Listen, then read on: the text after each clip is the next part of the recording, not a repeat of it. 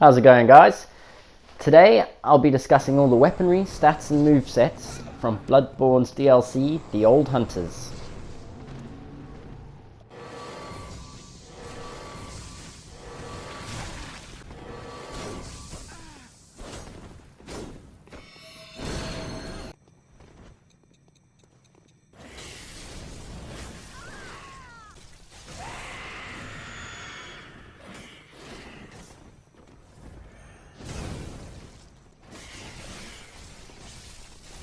Let's start off by talking about the two spells that you can find in the DLC. The first one is the Accursed Brew, which you just saw some clips of. It requires a 30 arcane skill and has S scaling. The second spell that you find is the Black Sky Eye. It requires arcane of 16 and it also has S scaling. In the clip just now you saw me use one of the delayed Molotovs, and we've also come across a delayed rope Molotov cocktail. Both of these items scale with Arcane, an A, and a D in Strength. Moving on to the weapons, and the first one is the Beasthunter Saif. It is a skill-based workshop weapon that requires 9 Strength and 11 Skill to wield. At plus 10, this weapon has a D scaling in Strength, B scaling in Skill, and C scaling in Arcane. Let's take a look at some chained R1s and R2s, followed by some transformation R1s and R2s, and then some transformation attacks and combos.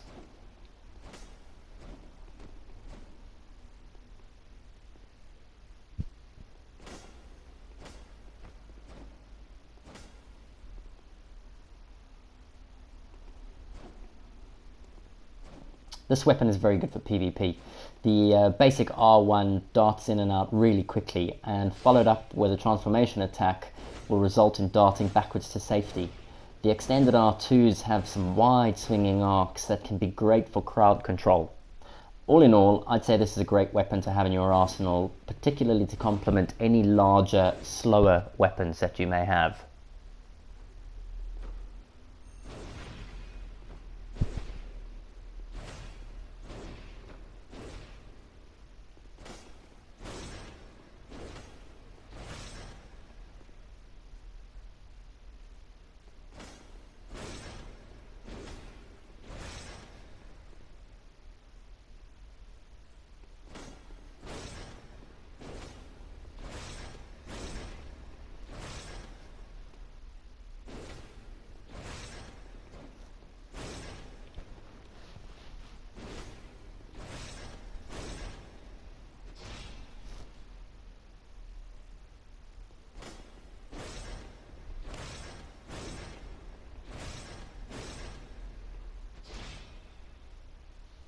The second workshop weapon is the Beast Cutter.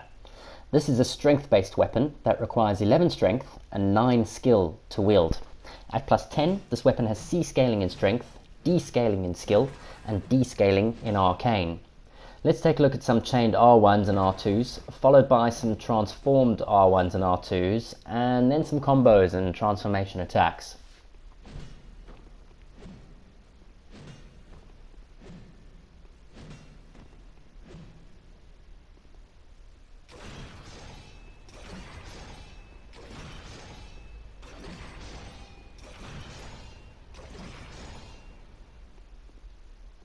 In both forms, this weapon also offers seamless attacks with L2, following a charged attack. The extended form of this weapon is where it really shines though. The range is formidable, and against beasts you can keep a safe distance while tearing them to shreds. Throw in a few transformation attacks during PvP and you'll easily catch your opponent off guard. If you watch closely, you'll notice that you recover a little bit of stamina as well during your transformation attacks, making this weapon unique.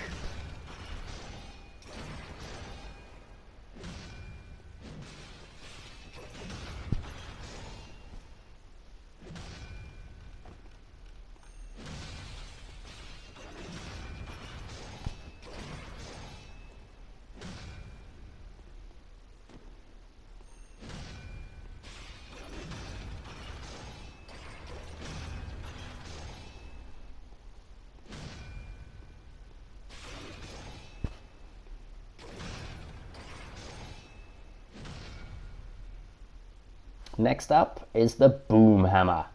This is another workshop strength-based weapon requiring 14 strength and 8 skill to wield. At plus 10, this weapon has A scaling in strength, E scaling in skill, and C scaling in arcane. Let's look at some of the chained R1 and R2's attacks and some of the transformation attacks.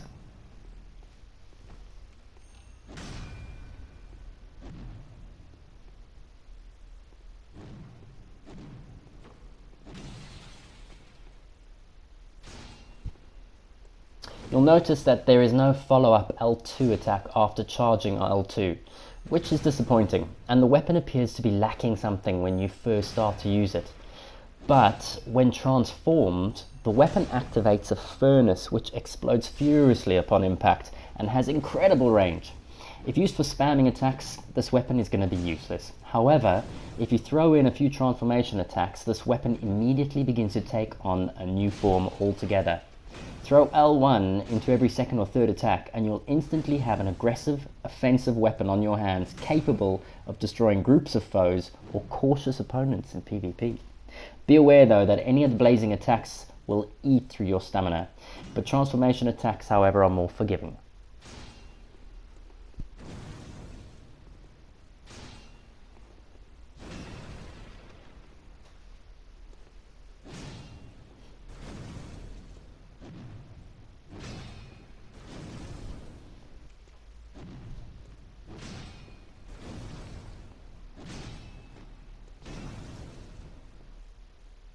The final right-handed workshop weapon is the Whirligig Saw, another strength-based weapon requiring 18 strength and 12 skill to wield.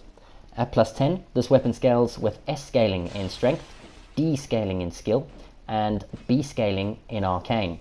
Let's take a look at some of the chained R1 and R2 attacks, the two-handed R1 and R2s, and some transformation and combo attacks.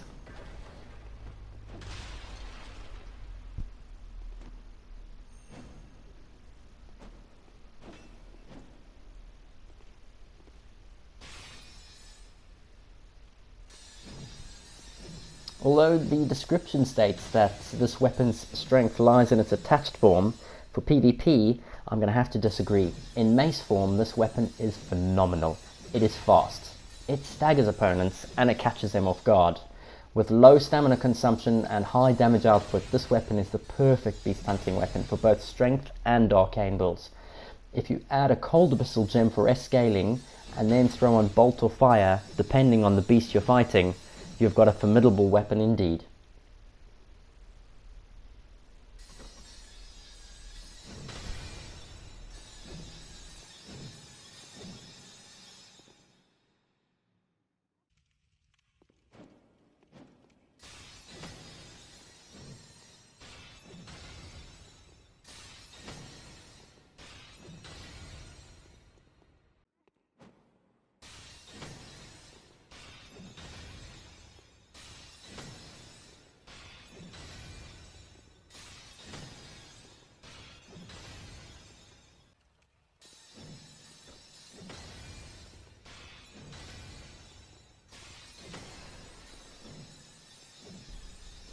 Our first healing church weapon is the Church Pick. This is a skill-based weapon requiring 9 strength and 14 skill to wield. At plus 10, this weapon is D scaling in strength, B scaling in skill, and C scaling in arcane. Let's take a look at some of the chained R1 and R2 attacks, the two-handed R1 and R2s, and some transformation and combo attacks.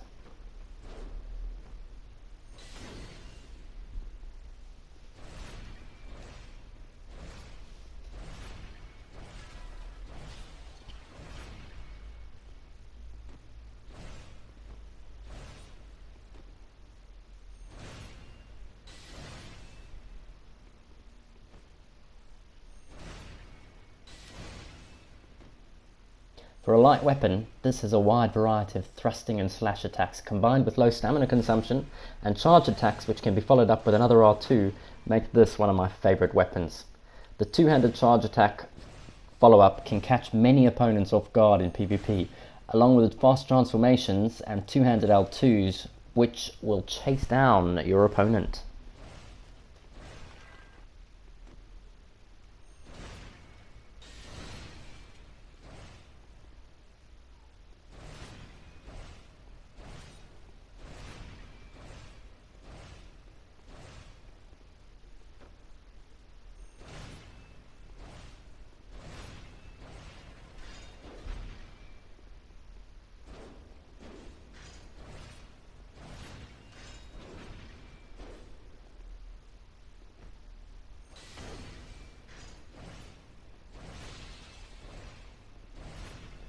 Our next church weapon is the Moonlight Greatsword.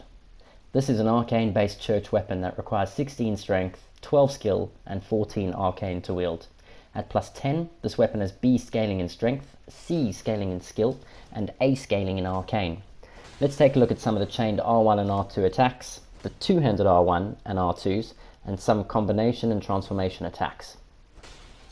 It's worth noting though that due to the arcane infusion on this weapon it cannot be buffed. In one-handed form, this weapon has some great wide swinging arcs and follow-up R2s into a charge attack. The jump attacks and backstep R1s are also quick and will catch opponents off guard. In two-handed form, this weapon is even quicker and consumes bullets when using special attacks.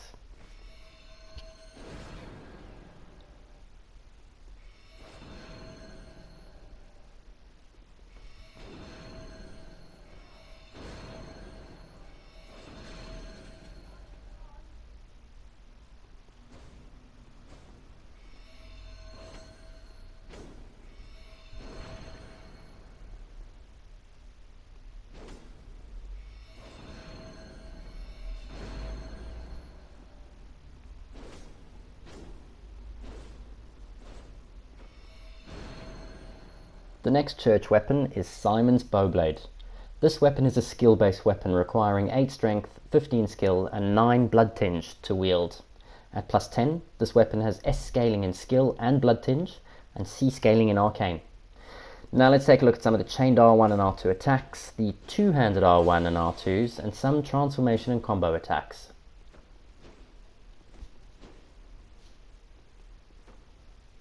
In two-handed form, this weapon will consume 1 bullet regardless of the attack. The one-handed charge attack is a spinning attack with a good follow-up. Throw some transformation attacks into the mix to catch your opponent off guard. In two-handed form, the L2 attack is a short swipe, which is also your default attack in the event that you run out of bullets, instead of the animation where you keep checking your belt for ammo. Very useful when surrounded by enemies. Our next church weapon is the Bloodletter.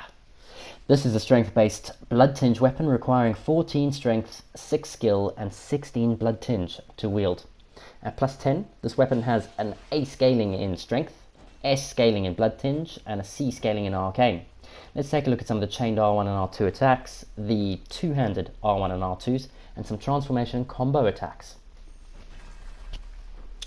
In one-handed form, the weapon is slower than some of the others and consumes a fair amount of stamina. But by sacrificing health for two-handed form, we can see the true nature of this weapon. It is not only faster than its one-handed form, but also consumes less stamina and has longer range. And it has a number of special attacks. The two-handed L2 attack inflicts frenzy in an area effect, including on yourself. So be sure to wear armor with good frenzy resistance. The two-handed transformation attack also has an area effect attack, much like the boom hammer. But for me, the crowning glory of this weapon is its seppuku style one-handed transformation attack, which can be used mid-combat on an opponent or instead of a visceral attack. Just take a look at this.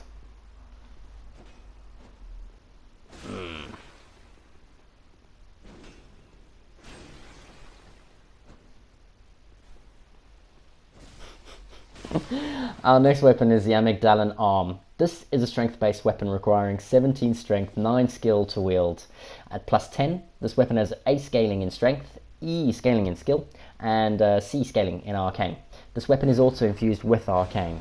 So let's take a look at some of the chained R1s and R2s, followed by some of the transformed R1s and R2s, and then some transformation attacks and combos.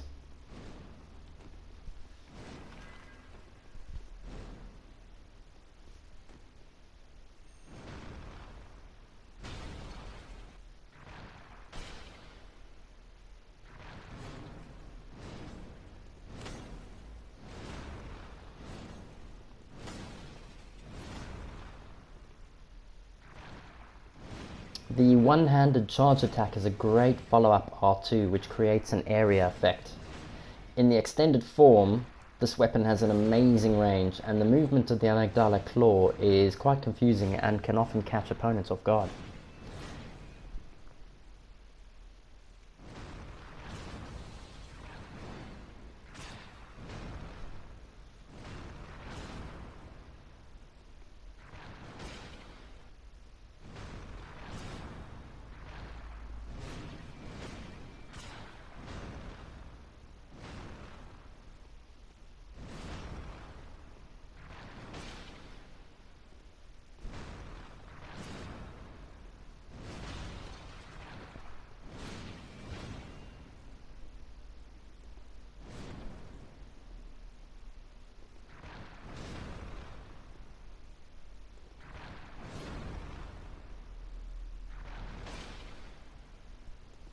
Our last church-based weapon is the Kos Parasite. Ensure that you equip the Carol Rune Milkweed for this weapon. This is an arcane-based weapon and requires 20 arcane to wield. At plus 10, this weapon has S scaling in arcane. Let's take a look at some of the chained R1 and R2 attacks, the two-handed R1 and R2s, and some transformation and combos. Now, the use of this rune not only transforms your character into a blue squid, giving you jelly-like movement and a cauliflower head, but the fist weapon itself transforms into tentacles.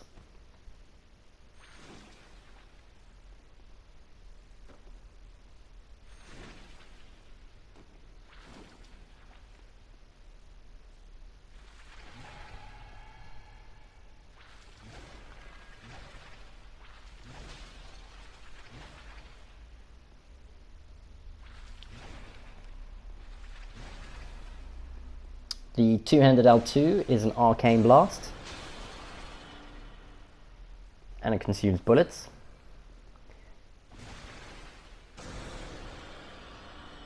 And the backstep R1 and R2, they include a brain fluid attack, similar to the Amygdala boss.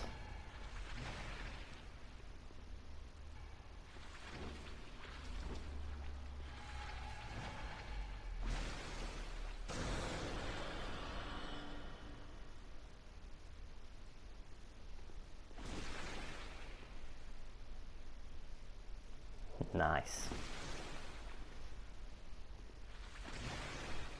Whilst on the subject of runes, if you equip the Beast rune, you'll unlock the full potential of Beast mode, and using the Beast claws, you can see the difference in attacks. They are faster and more vicious, both the R1 and the R2 attacks. They include seamless running attacks and a two-handed L2 attack that staggers opponents, which is similar to the Beast Roar arcane spell, only this lasts a fraction longer. The jump attack is a very quick attack with excellent damage output.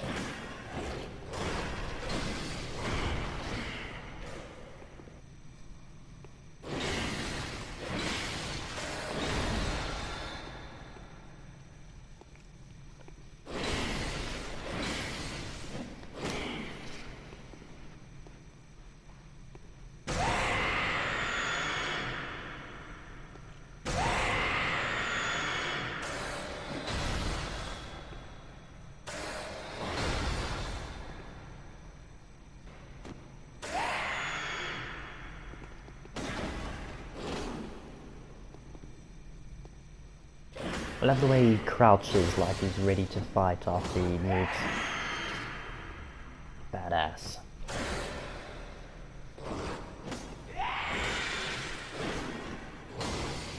Next up is our first Bowblade weapon, the Rakuyo. This is a skill-based weapon that requires 10 strength and 20 skill to wield. At plus 10, this weapon has an A scaling in skill and C scaling in arcane. Let's take a look at some of the chained R1 and R2 attacks, the two-handed R1 and R2 attacks, some transformations, and some combo attacks.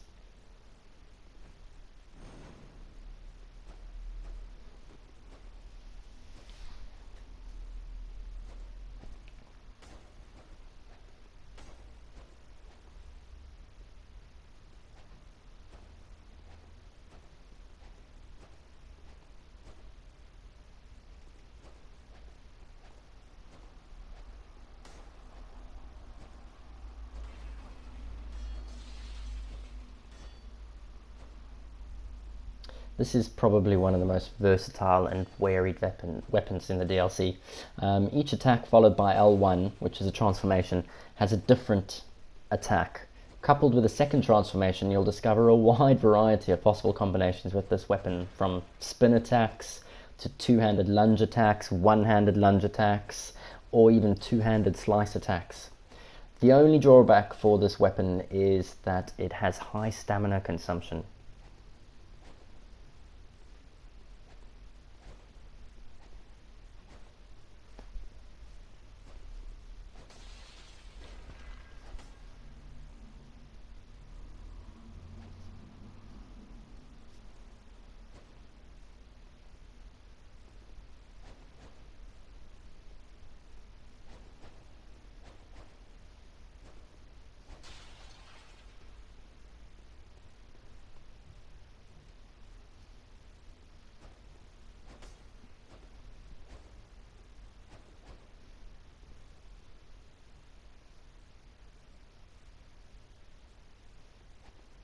Next up are our left-handed weapons, and the first one is the Gatling Gun. Created by the workshop, this weapon requires 28 strength and 12 skill to wield.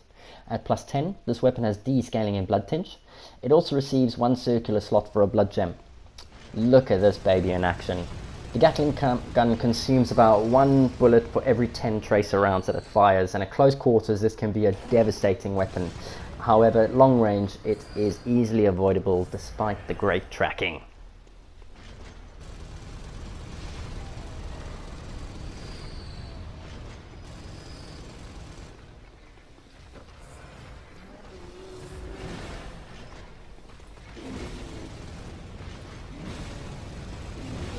Next up is the Fist of Gratia. This chunk of iron is a strength-based weapon and requires 7 strength, 9 skill, and 5 blood tinge to wield. At plus 10, this weapon has an A scaling in strength. And let's take a look at this weapon in action. The L2s are fast little jabs, and the sidestep L2 is a large uppercut, useful both locked on and unlocked. The piercing rifle is next, and this workshop weapon requires 9 strength, 10 skill, and 9 blood tinge to wield. At plus 10, this weapon has an A scaling in blood tinge, and it also receives 1 circular gem slot. Despite the description, this weapon does not have a long range, and it is able to counter attacks for viscerals. At close range, it also seems to pass through the opponents, as you'll see on this watcher.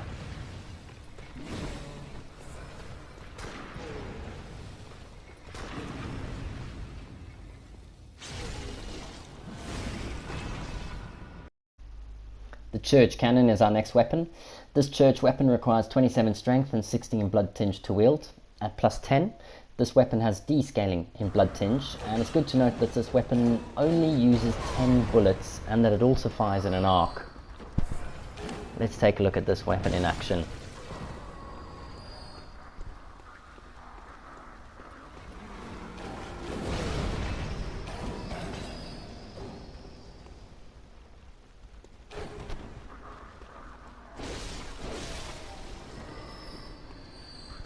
Final DLC item coming up is Loch Shield.